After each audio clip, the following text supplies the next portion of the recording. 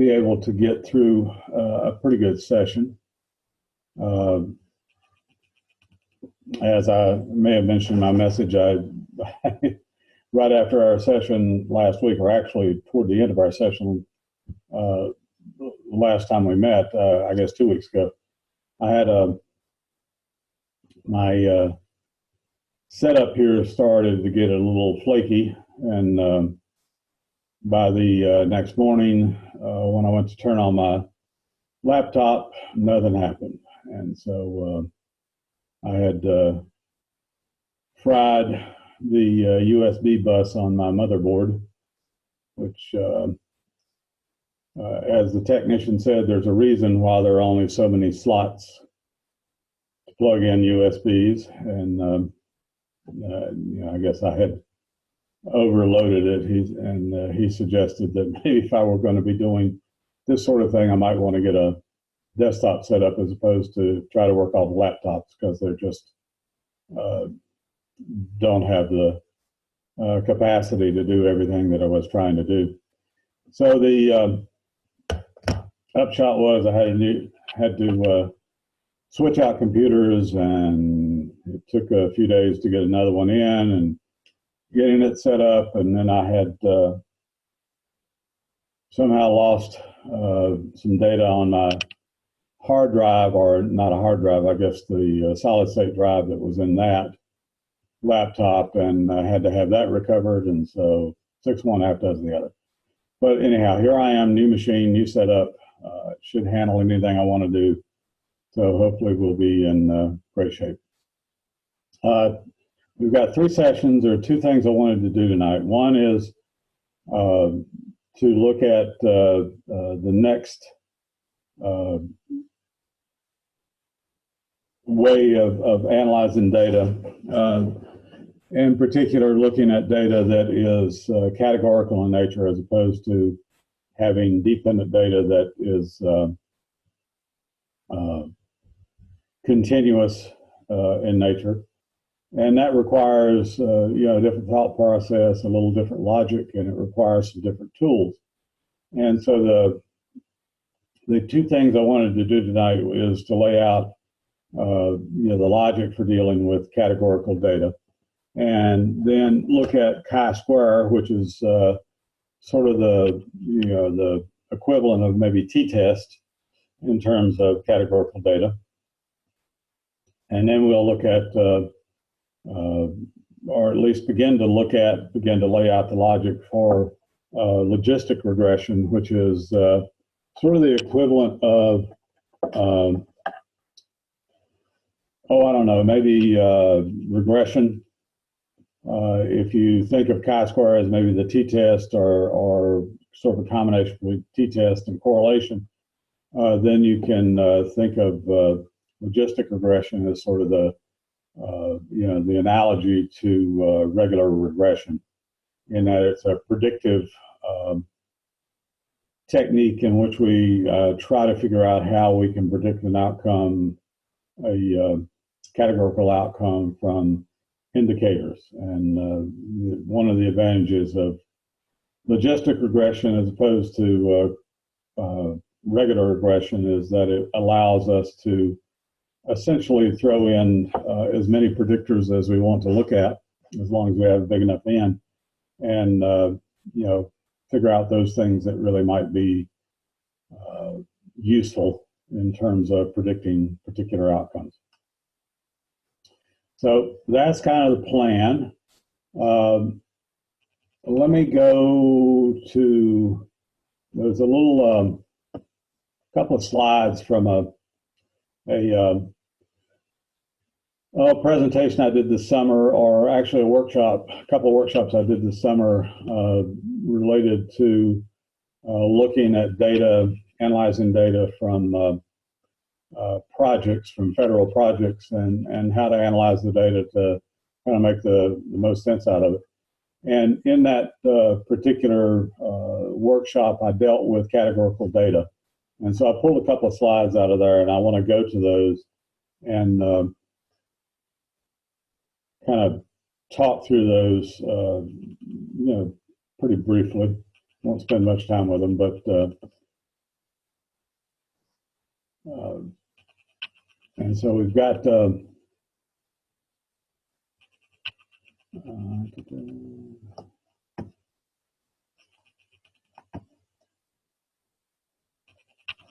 and basically it deals with the analysis of categorical data.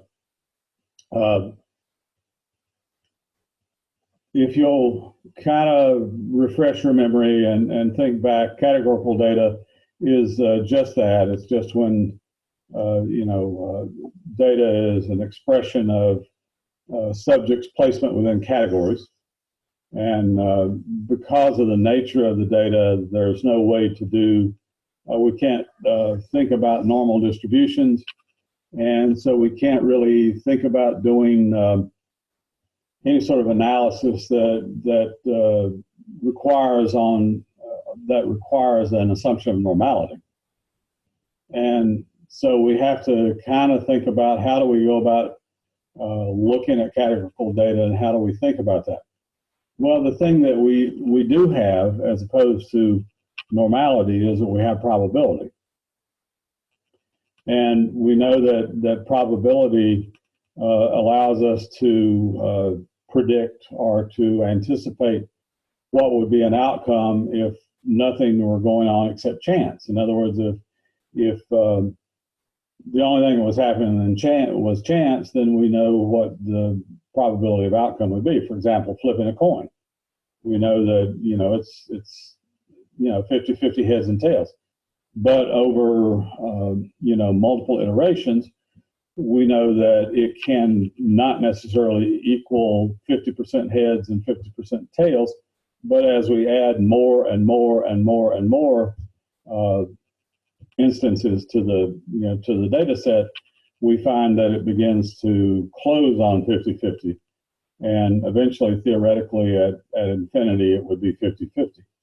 And so probability is there, and probability provides us kind of a way in the door of generating an outcome that does have a predictable distribution.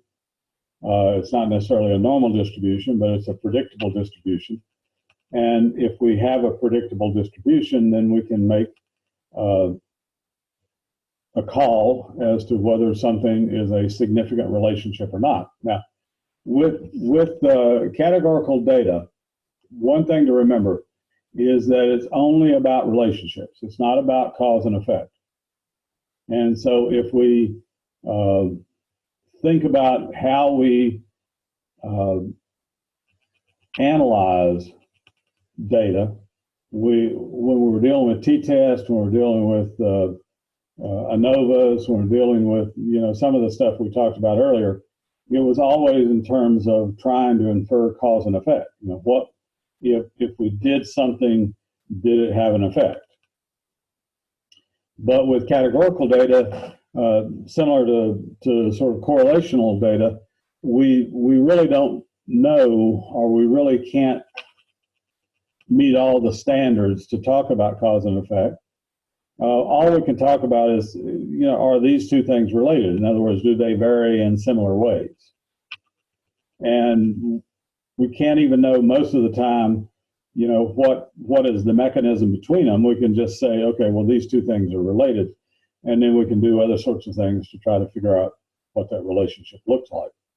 But the basic technique, the simplest technique for dealing with categorical data is something that's called chi-square. And I'll lay that out in a little bit more detail here in just a second. And then the predictive measure, the predictive technique that allows us to, make a prediction about a particular outcome based on, some other set of facts or bits and pieces of data, is called logistic regression. Now, it's logistic regression because the data is first converted to logarithmic numbers, and logarithmic numbers are somewhat normally distributed. So that's the reason that it's called logistic regression, because we work with logarithms. But you know, in terms of analyzing, in terms of working with the data, we don't need to know that. That's just kind of what the software does when it gets into it.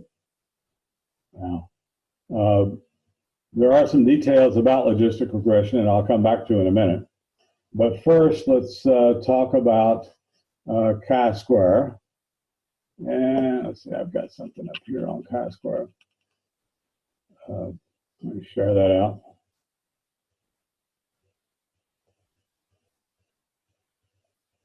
Okay. Let's say that we know that a particular school, say a high school, has a certain sports participation rate. And this is based on essentially an actual analysis that I did for a school division.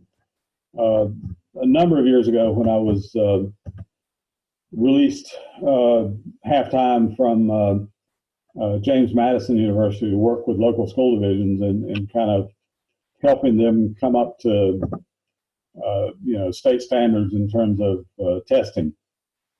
I worked with a group that you know, we kind of worked on school turnaround stuff. Well, one of the schools that I was working with, and we hadn't really formalized much of an agreement yet, was interested in knowing whether, well, there's a little bit of a historical background to it. There was a school system that was about an hour and a half from Northern Virginia and Washington, D.C., and it was a major interstate that ran out that way. And so they had begun to kind of get an influx of people that were coming out to the valley to live, working 4-day weeks, and then, you know, commuting in to work a 4-day week, four-day, 10-hour week or so, and then actually living out in the countryside.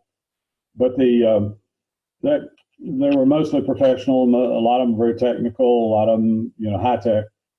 But it changed the makeup of the school division quite a bit. And the school division this is kind of based around, was a very rural school division, and mostly an agricultural base before they started getting the people coming out. And that agricultural base really had some limits in terms of how much they were willing to pay for schools.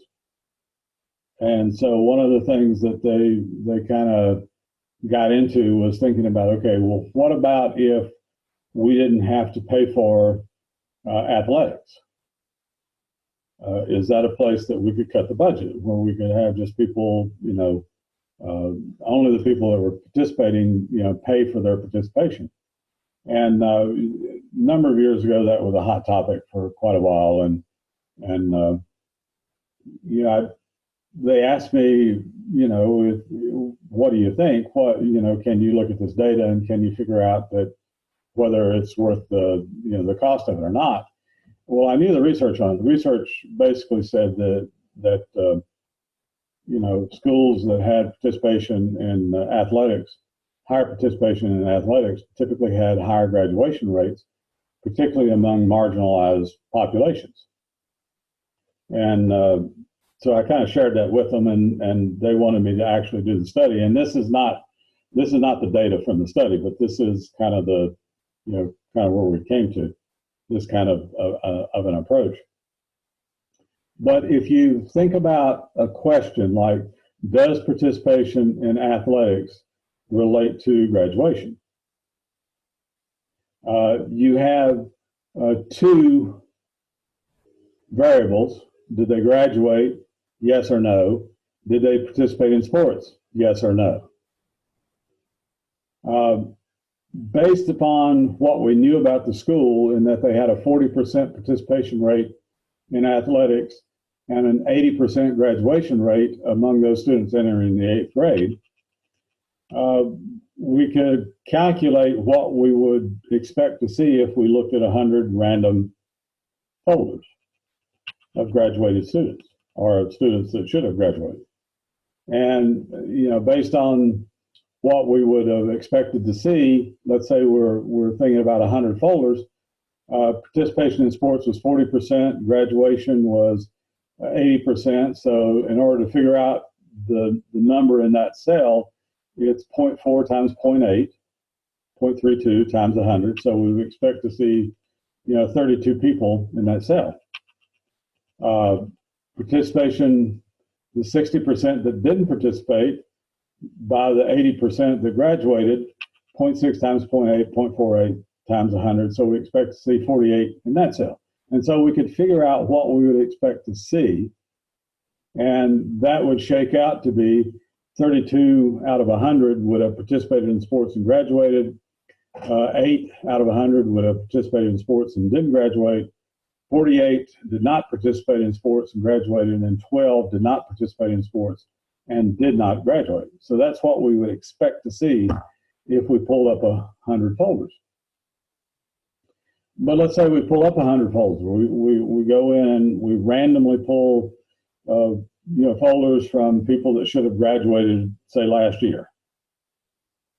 And we discover that of those 100, 42 had participated in sports and graduated, 6 had participated in sports and didn't graduate, 38 did not participate in sports and graduated, and 10 did not participate in sports and did not graduate. And so if we look at what we actually observed compared to what we would expected to see by chance, we see that there is a discrepancy between what we observed and what we had expected to see. Well, now if you'll give me a second here, let's shift over to another visual.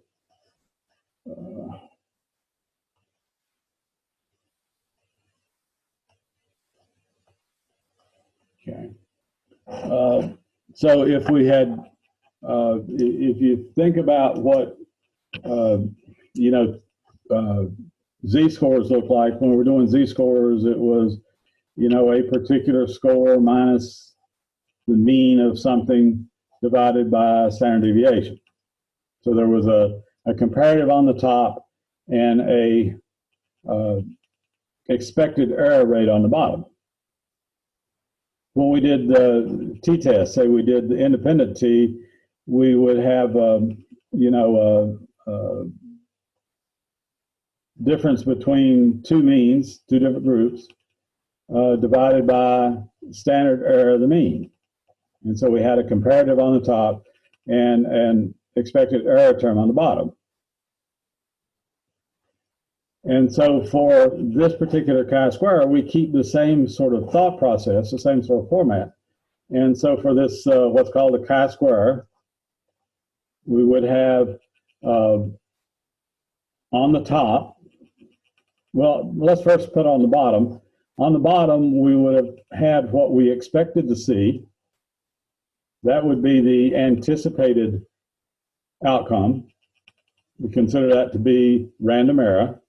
What would be the random error component. And on the top, we have, for each of those cells, we have an observed outcome minus an expected outcome. And so we could sum that up for each of those cells. And so we have a similar format that we've used all the way through to construct the statistic. Now, there's a problem here in that if we summate, well, this summation should be on the outside. I'm sorry. We should be summing the whole thing. That's ugly, isn't it? If we were summing the whole thing, the problem is what happens on the top. It's going to end up being 0 because we figured out what we would expect for 100. If we actually look at 100, the difference between what we expected and what we observed is going to cancel each other out in the cells, so it's going to end up being 0. So we end up squaring the top. And let me write this better. So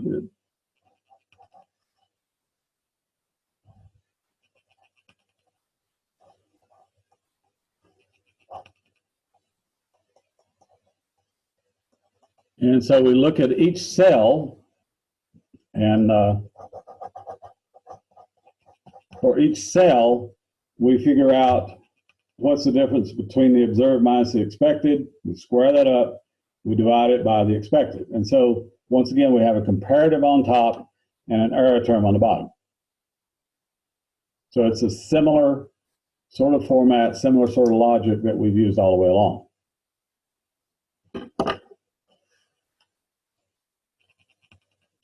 If y'all have any questions or anything, be sure to yell. So if we look at that in terms of JASP,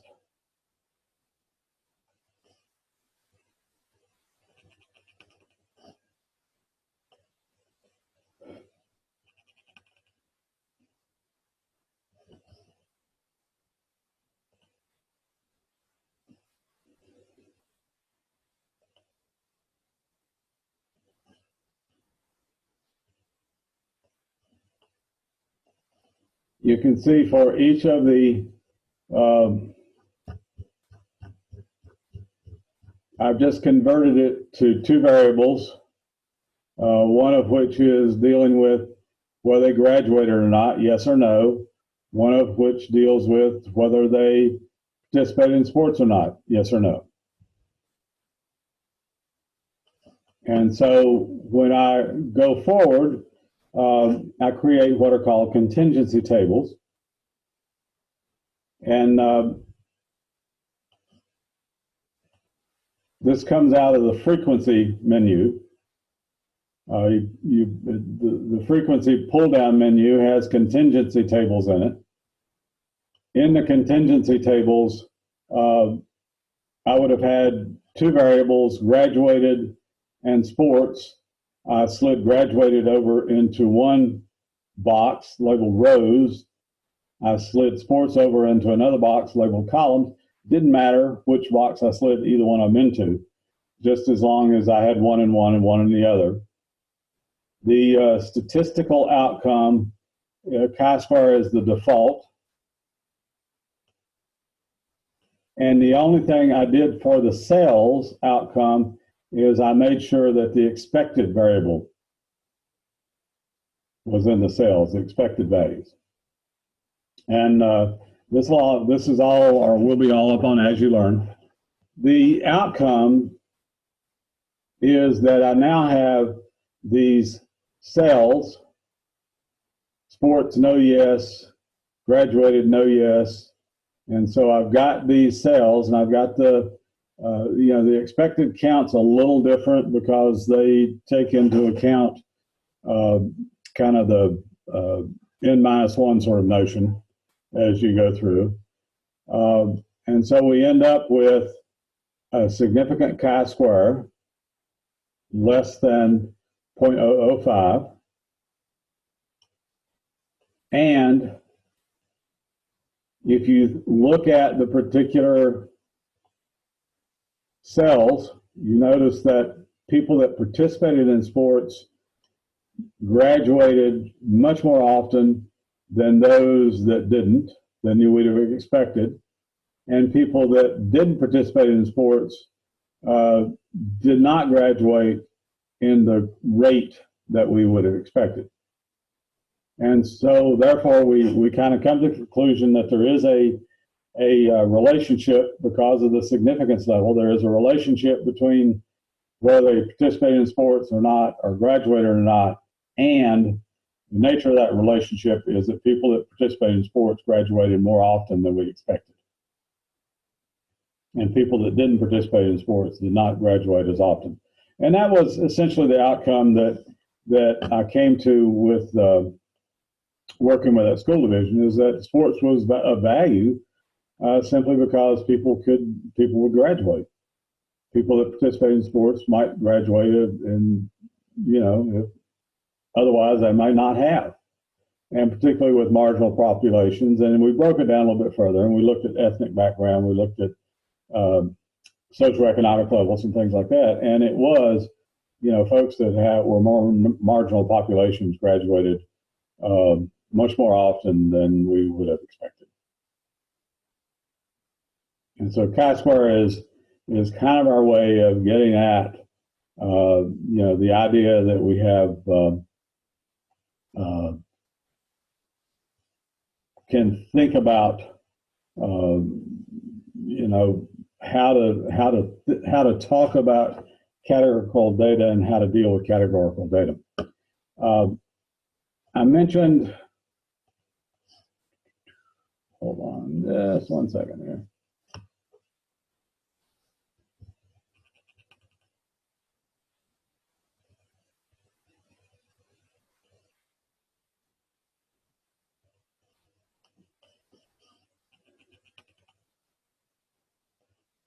Okay, I'm going to throw up what the distribution looks like for chi-square, so you can get a sense of what happens with it. If you remember, at the beginning, I kind of made the comment and told everyone that all distributions become normal eventually. When you get to infinity, all distributions become normal. And so I put this little handout in, this little graphic that looks at the distribution of chi-square at different ends, different degrees of freedom. And the way in which degrees of freedom work for chi-square is it's rows -1 times columns -1. So when you have a 2 by 2, it becomes 2 degrees of freedom. When you have 3 by 3, it becomes 4 degrees of freedom, and so forth on up. And the thing that you can notice that when you're dealing with a 2 by 2 table, the distribution doesn't look normal at all. It looks like just some sort of parabolic thing. When you have a 3 by 3 table, it begins to develop a little bit of kind of a distribution that perhaps looks a little more normal, but by the time you get to 10 degrees of freedom, say a 2 by 5 or 3 by 6 table or something like that, you get almost a normal distribution. And so the more value, the more that you add to the cells, the bigger the table gets, the more normal the distribution becomes. And so eventually if you were to have a infinitely large table, it would be a normal distribution. And so there is a connection between normality and chi-square. It's just that we have to use a different way to kind of get there. And we use probability as our way in to the door.